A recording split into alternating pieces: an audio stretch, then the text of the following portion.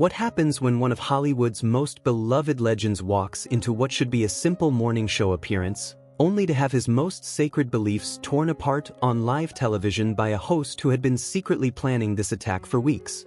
What you're about to witness isn't just another celebrity interview gone wrong. This is the story of how Sylvester Stallone's deeply personal faith journey became the target of what can only be described as a calculated ambush that shocked millions of viewers and left one of the most respected morning show hosts in America looking like he just made the biggest mistake of his career. But here's what the cameras didn't show you, and what the network desperately tried to keep hidden from the public. Before Stallone even stepped foot in that studio, George Stephanopoulos had already made up his mind to destroy him. The evidence? A leaked email that surfaced just hours after this confrontation that revealed the true motive behind what happened that morning. An email so damaging that it could end careers and expose the dark underbelly of how mainstream media really treats people of faith. You see, what started as a promotional interview for Stallone's latest inspirational film quickly turned into something far more sinister when Stephanopoulos decided to question not just Stallone's career, but the very foundation of his spiritual transformation. The 77-year-old action legend had come to share his journey from darkness to light, from a man who had lost everything to someone who had found hope in his faith. Instead, he found himself face to face with a host who seemed determined to prove that Hollywood conversions are nothing more than publicity stunts. But Stallone wasn't going to let anyone, especially not a former political operative turned morning show host, mock what had literally saved his life. What followed was 23 minutes of television that networks are still trying to figure out how to handle, a confrontation so intense that it ended with security escorts, legal threats, and a revelation that would change how America views both men forever.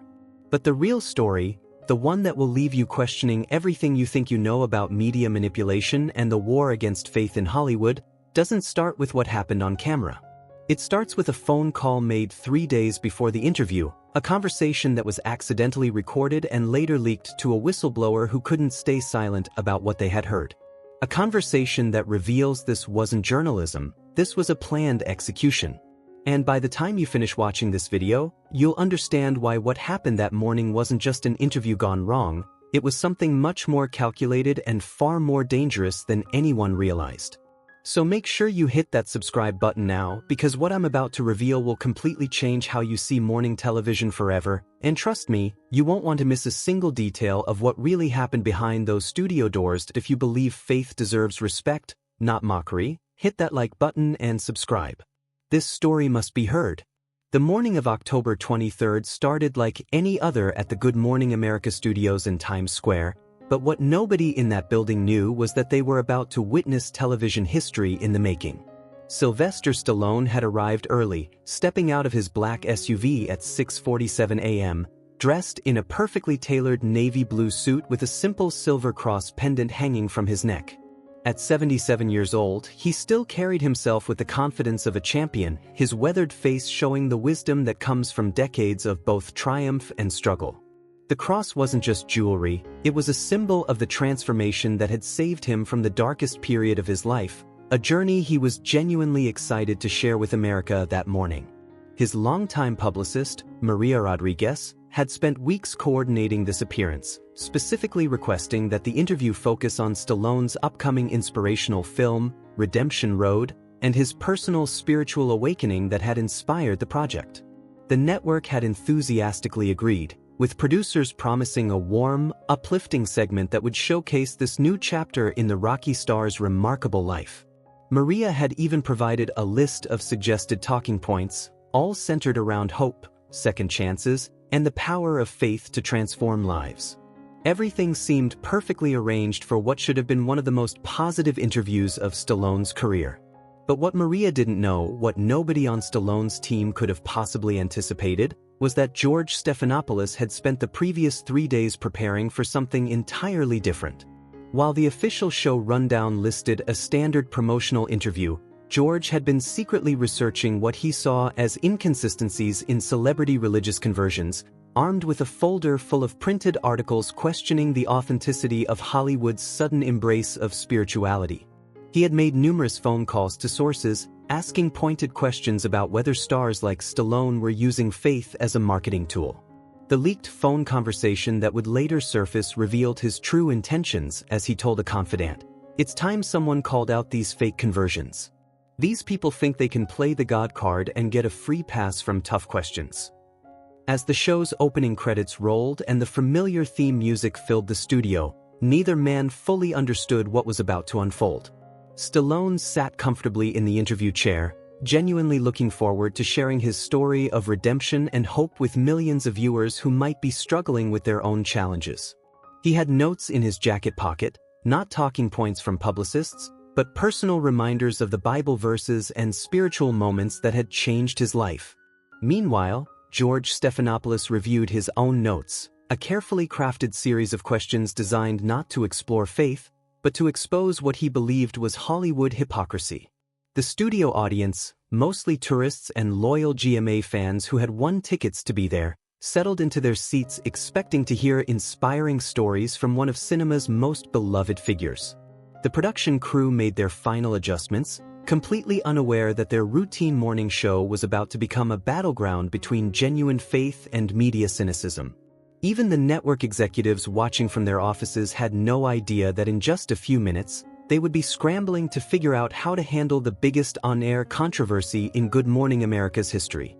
But perhaps the most telling detail of all was what security cameras later revealed: George Stephanopoulos checking his phone one final time before the interview began, reading what appeared to be a text message that made him smile with grim satisfaction.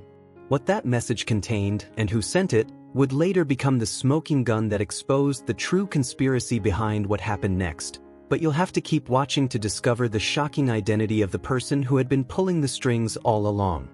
As the cameras rolled and the familiar Good Morning America jingle faded into the background, George Stephanopoulos flashed his trademark television smile, the kind that had been perfected through decades of political spin and media manipulation. But those who knew how to read the subtle signs of deception would have noticed something different that morning. A tightness around his eyes that suggested this wasn't going to be the friendly conversation everyone expected. "We're here with the legendary Sylvester Stallone," George began, his voice carrying that authoritative tone he'd mastered during his days as a White House communications director. "Sly, thanks for joining us to talk about your new film and your incredible journey of faith." Stallone settled back in the plush interview chair, that familiar warmth in his voice as he responded, "Thanks for having me, George. I'm really excited to share this story with your viewers. It's been the most important chapter of my life." The sincerity in his words was unmistakable, the genuine enthusiasm of someone who had found something precious and wanted to share it with the world. He touched the cross at his neck unconsciously, a gesture that had become natural since his spiritual awakening, completely unaware that this simple movement had been noted and would soon become a target. But George's response should have been the first warning sign that something was terribly wrong. Instead of the expected follow-up about the film or Stallone's personal transformation, his expression shifted almost imperceptibly, like a predator that had just spotted its prey. "Before we talk about your movie, Sly, I think our viewers deserve to know about some concerns that have been raised."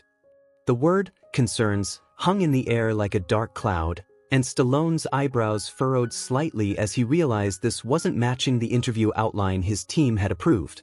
"You see," George continued, leaning forward with the intensity of a prosecutor presenting evidence, "you've become quite vocal about your Christian faith recently, and some people are questioning whether this spiritual journey is genuine or if it's just perfectly timed marketing for your faith-based film projects.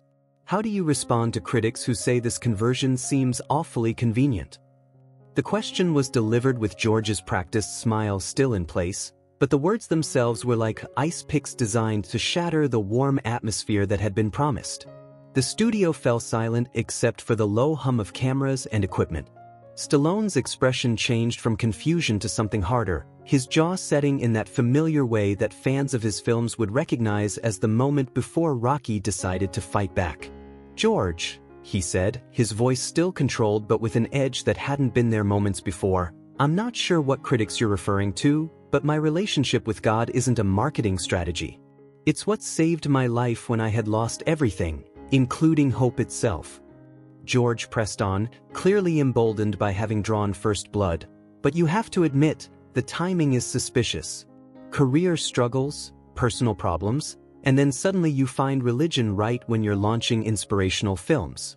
Doesn't that seem like a pattern that's become all too common in Hollywood? The accusation was wrapped in the language of journalism, but everyone in the studio could feel the hostility beneath the professional veneer. That's when Stallone did something that caught George completely off guard. Instead of getting defensive or angry, he smiled, but it wasn't a friendly smile. It was the smile of someone who had just realized he was dealing with a snake and was deciding how to handle it. You know what, George? I think your viewers deserve to know something too.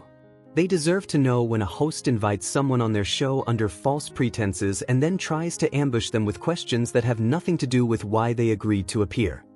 The control room erupted in whispered panic as producers realized this interview was spiraling away from anything they had planned, but what they didn't know was that this was just the beginning of a confrontation that would expose secrets neither man was prepared to reveal on national television.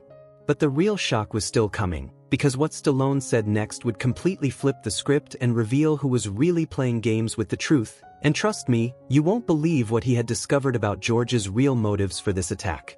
What happened next would later be described by television analysts as one of the most masterful reversals in live interview history, as Stallone transformed from victim to prosecutor in a matter of seconds. You want to talk about false pretenses, George? Stallone said, his voice taking on the controlled intensity that had made his screen characters so compelling. Let's talk about the phone call you made to my former agent 3 days ago, asking very specific questions about my financial situation and whether my faith-based projects were just desperate attempts to revive a dying career. The color drained from George's face so quickly that viewers at home would later comment on social media about the visible shock. His practiced television composure cracked for just a moment, revealing something raw and panicked underneath. How could Stallone possibly know about that private conversation? The answer would later emerge in the leaked documents, but in that moment, George's stammered response revealed everything. I don't know what you're referring to. I make many calls in the course of preparing for interviews.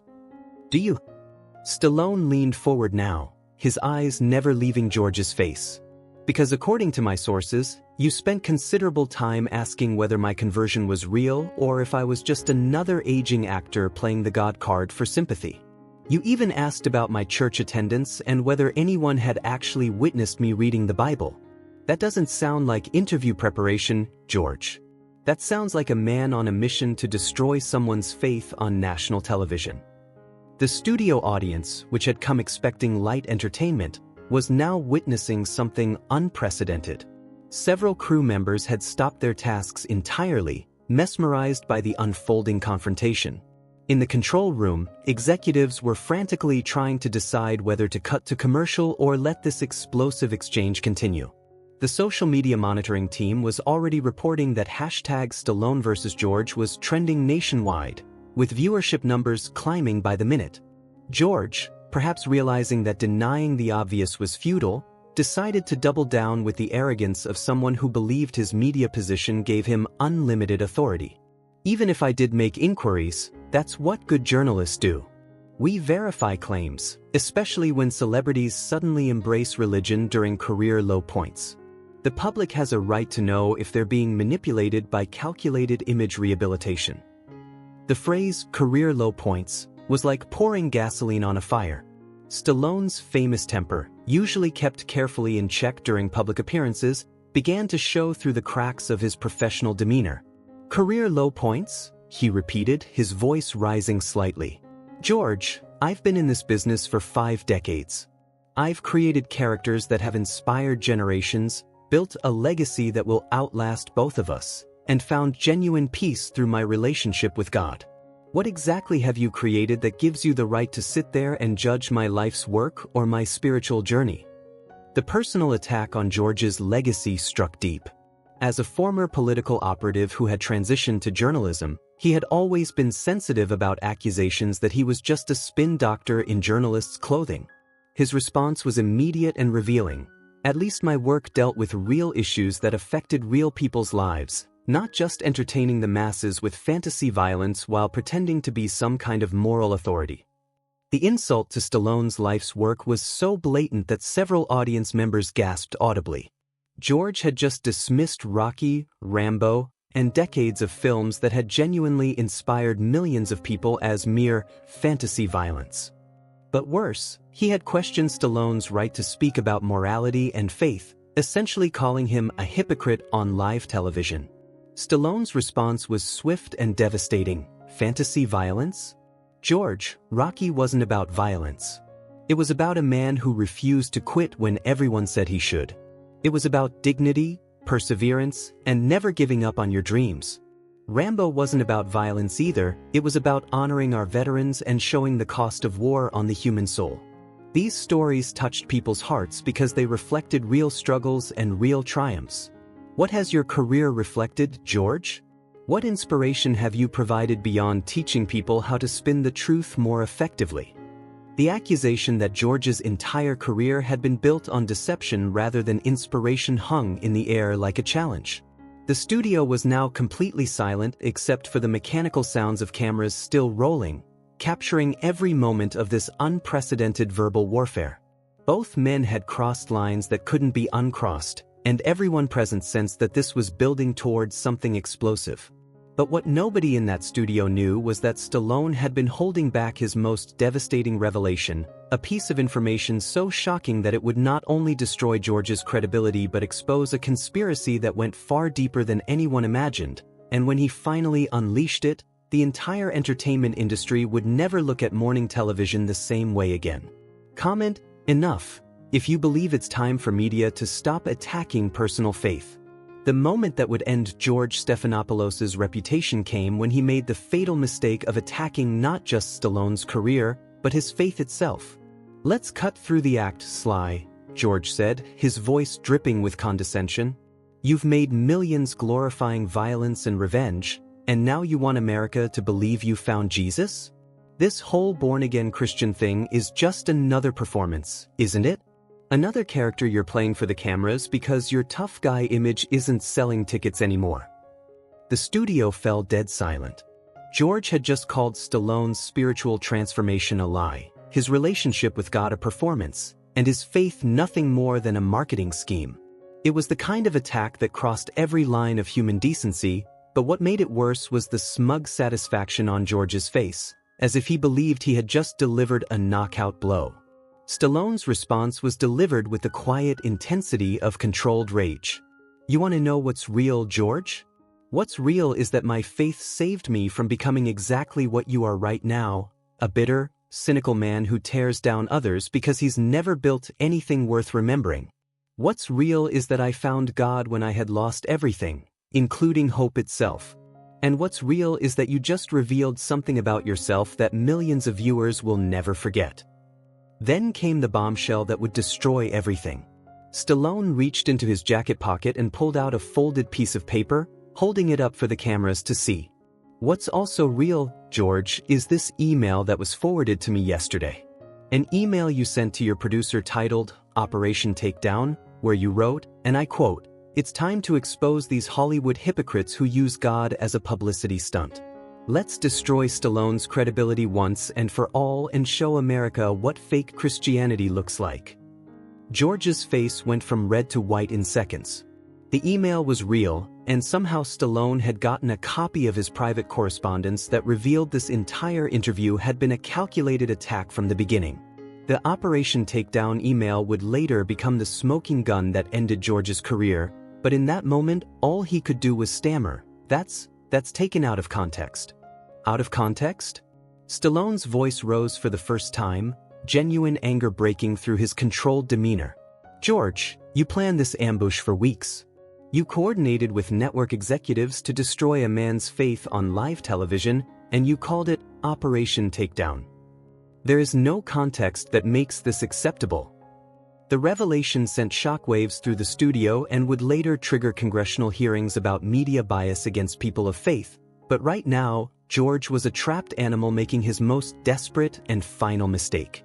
But what happened next would make everything else look like child's play, because George's response to being exposed would trigger the most explosive confrontation in television history, and I guarantee you won't believe how far he was willing to go to save his own reputation.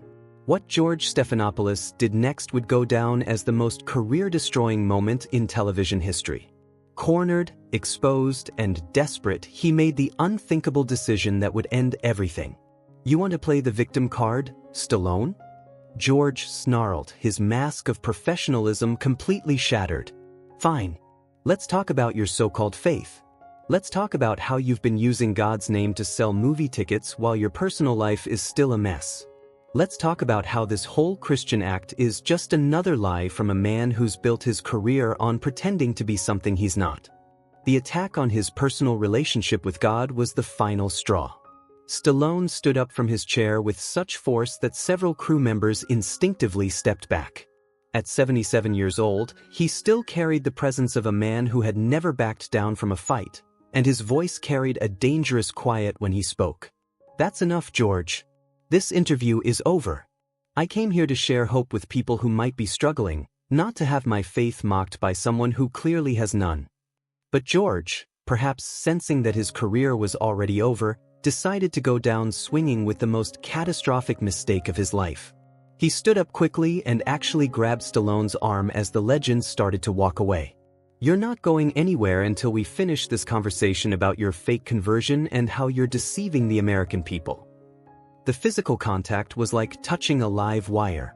Stallone looked down at George's hand on his arm, then up at his face with an expression of controlled fury that would have made Rocky Balboa proud. "Take your hand off me right now, George," he said, his voice deadly calm. "And pray that I remember I'm a Christian man, because the old me would have already put you on the floor." George, in what can only be described as complete madness, tightened his grip. "The old you? This is the real you, Stallone. A violent man pretending to be peaceful. A fake Christian who threatens people when he doesn't get his way."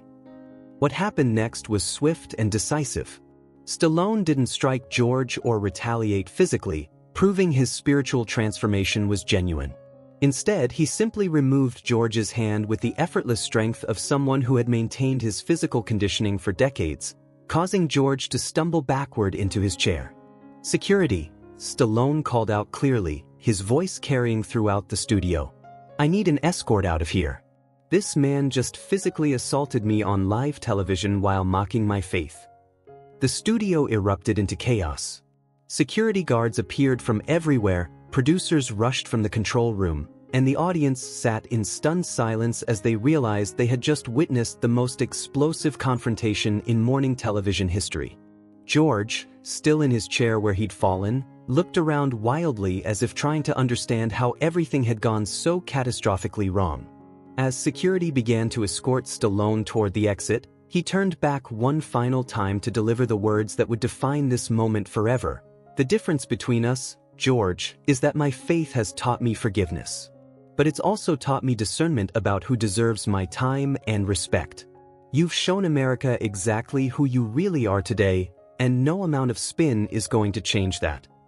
Those were the last words Sylvester Stallone spoke before walking out of the Good Morning America studio, leaving behind a broken host, a traumatized audience, and footage that would become the most viral television moment of the decade. But the real earthquake was just beginning, because what happened in the hours after this confrontation would expose a conspiracy so deep and so shocking that it would change how America views mainstream media forever, and you absolutely need to hear what came next. And that's how one of Hollywood's most beloved legends ended up being escorted out of America's biggest morning show, not because he couldn't handle tough questions, but because he refused to let a bitter host mock his faith and physically assault him on live television. Within hours, the Operation Takedown email had leaked across every social media platform, exposing George Stephanopoulos as someone who had planned to destroy a man's spiritual journey from the very beginning. The fallout was immediate and devastating. George's career effectively ended that morning.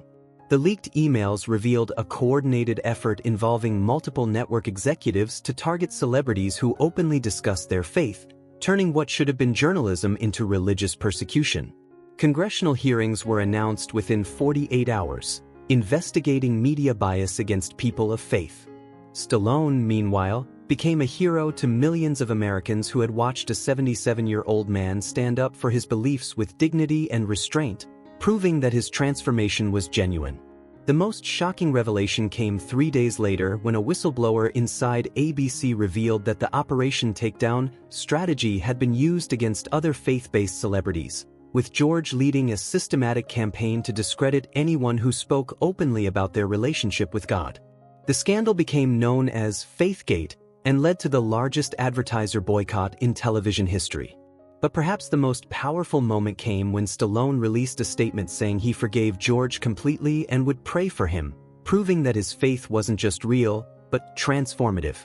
The contrast between George's bitterness and Stallone's grace showed America exactly what authentic Christianity looks like in action. What did you think of George's calculated attack on Stallone's faith? Was this legitimate journalism or a coordinated assault on religious freedom? And more importantly, how do you think Stallone's response demonstrated the power of genuine spiritual transformation? Let me know in the comments below, and make sure you subscribe because this story exposed something much bigger about how mainstream media really treats people of faith, and trust me, there are more shocking revelations coming that will completely change how you view television news forever. Subscribe now because what happened after this will expose even deeper truths the media doesn't want you to know.